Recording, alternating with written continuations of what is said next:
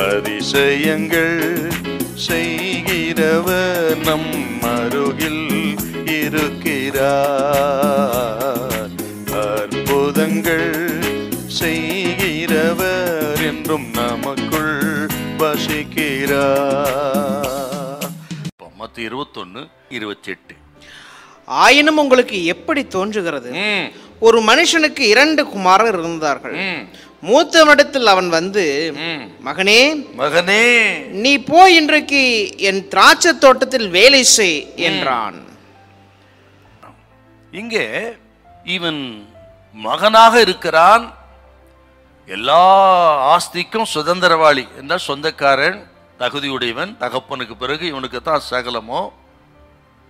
அப்படிப்பட்ட ஒரு மகனாக இருந்தாலும் தகப்பனுக்கு நீ வேலை செய்யணும்னு சொன்னார்னா என்ன அர்த்தம்னா, தேவனுடைய பிள்ளைகளா இருக்கிற நீங்களும் நானும் எந்த விதத்திலாகிலும் ஆண்டவருக்கு ஏதாகிலும் ஒரு ஊழியத்தை செய்ய வேண்டும் என்று அவர் விரும்புகிறார்.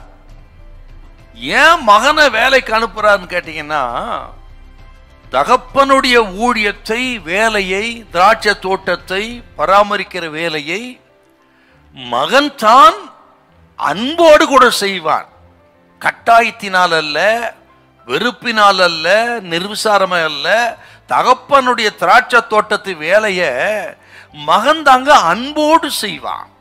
இது என் ஊழியம், என் வேலை என்கிற ஒரு உத்தரவாதத்தோடு அன்போடு செய்யக்கூடியவன் மகன்.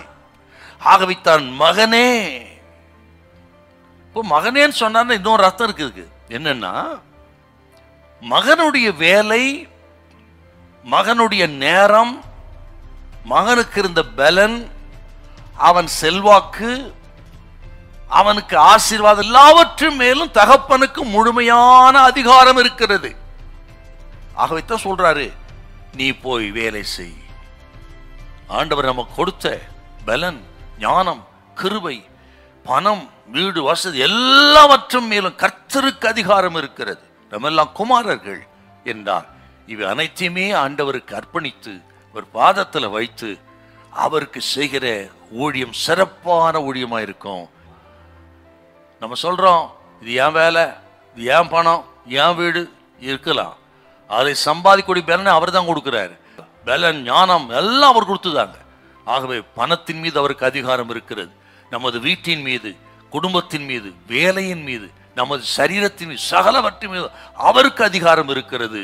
அவர் தான் சொல்றாரு, நீ என் வேலை செய் என்றார்.